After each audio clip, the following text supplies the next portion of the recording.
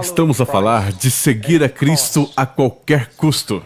Mas esta manhã vou pregar sobre Cristo. Vou começar sempre com Ele em tudo.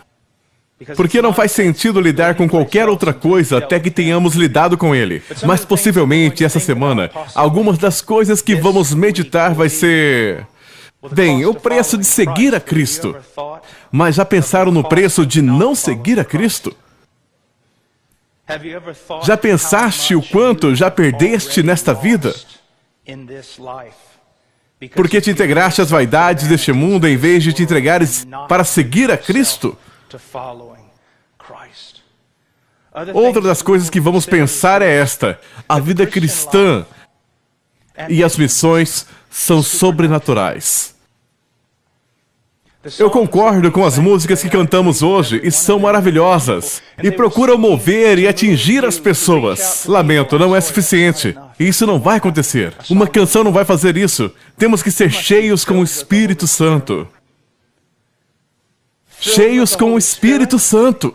E então testemunhar não será mais um trabalho. Haverá um fluxo desse grande poder a mover-se em ti. E digo-vos, e vou dizer certas coisas e até dar explicação, vocês vão pensar que eu sou carismático, mas digo-vos, só porque há todo tipo de heresia lá fora em relação ao Espírito Santo, não significa que vá permitir que eles retirem de mim o ministério do Espírito Santo. Eu sei isto. Não podemos respirar se estivermos separados da plenitude do Espírito Santo. Não podemos servir a Cristo se estivermos separados da plenitude do Espírito Santo. E há milhares de canções que procuram mover o seu coração a fazer bem as coisas. Mas tu não as farás, não conseguirás fazer, a menos que sejas cheios com o Espírito Santo. É tudo. Esta manhã, vamos falar muito sobre Cristo. Sobre Cristo, aquele que não conheceu pecado, fez pecado por nós, para que nele fôssemos feitos justiças de Deus.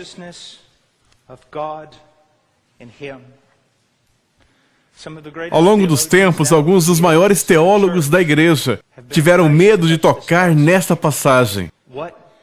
O que significa? Aquele que Isaías viu no templo, aquele de quem os anjos cantam Santo, Santo, Santo.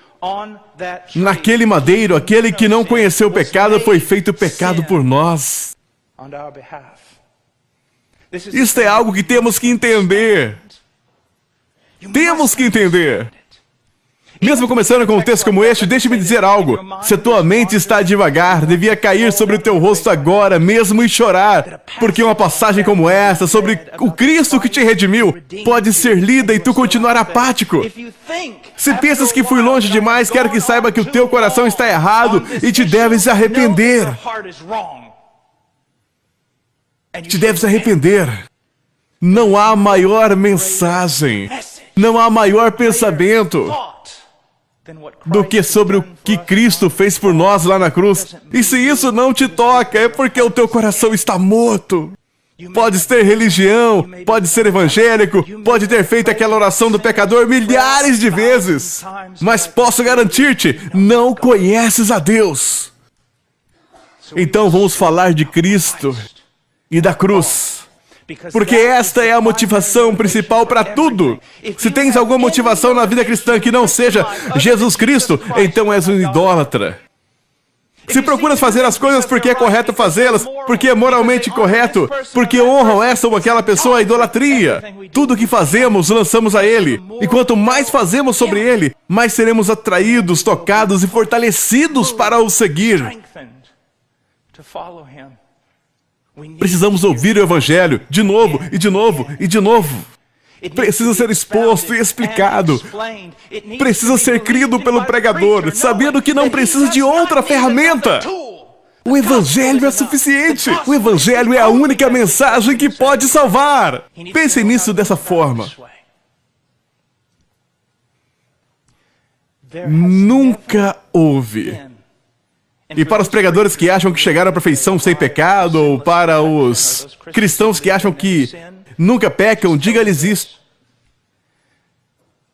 Nunca houve um momento da tua vida,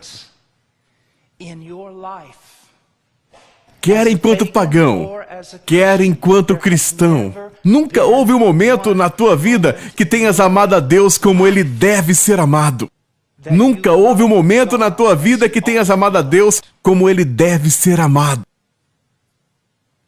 Uma vez perguntaram-me qual é o maior pecado. Eu disse, bem, nunca pensei nisso dessa forma. Acho que tenho que pensar sobre isso. Pensei um pouco e disse, suponho que o maior pecado seja quebrar o maior mandamento. E o maior mandamento é amar o Senhor teu Deus de todo o coração, alma, mente e força. E estou aqui hoje para vos dizer que vocês nunca fizeram isso. Nunca. O que significa que Cristo foi feito pecado? Significa que quando Ele estava naquele madeiro, se tornou impuro, se tornou corrompido, que a sua natureza, a sua pessoa se tornou em algo vil, repugnante, pecador. O que significa que Ele foi feito pecado? A resposta está no mesmo texto. Veja o verso 21. Aquele que não conheceu o pecado, fez pecado por nós, para que nele fôssemos feitos justiça de Deus. Como Cristo se tornou pecado? Como foi Ele feito pecado? Como é que nós nos tornamos justos? Quando cremos no Evangelho. Então está aqui a resposta. No momento em que a pessoa crê no Evangelho, não se torna num ser justo. Quero com isso dizer que no momento em que creem, a sua natureza ou o seu ser completo não é tão transformado que se torne um ser perfeitamente justo. E nunca mais pequem. Não é o que a Bíblia ensina. Não, nos é injetada uma graça especial que nos deixa imunes ao pecado. No momento em que creste em Cristo, não te tornaste um ser justo, e posso provar isso. Ainda pecas. O que te aconteceu no momento em que creste em Cristo foi ser judicialmente, legalmente declarado justo perante o trono de Deus. Foi uma declaração judicial perante o trono de Deus. É justo, não pela tua virtude, não pelo teu mérito, mas pela virtude e méritos de outro. Jesus Cristo, o Senhor. E foi tratado por Deus como culpado. Ele sempre foi, e é e será o Cordeiro de Deus sem mancha. Mas naquele madeiro, os pecados do seu povo foram-lhe imputados. Vem do latim imputare, que significa pensar ou considerar. Ele foi legalmente declarado culpado e Deus tratou-o como um Deus justo trataria o perverso. E isso é terrível.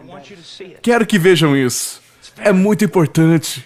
Cristo suportou o nosso pecado e Cristo tornou-se a maldição. E vocês dizem, sim, irmão Paul, já ouvimos alguns dos teus sermões em que pregas sobre isso. Não, agora vamos mais fundo. Penso que foi há 2 anos atrás, quando estava aqui, que falei algo sobre isto, mas vamos mais longe agora. Cristo tornou-se maldição naquele madeiro. Louvado seja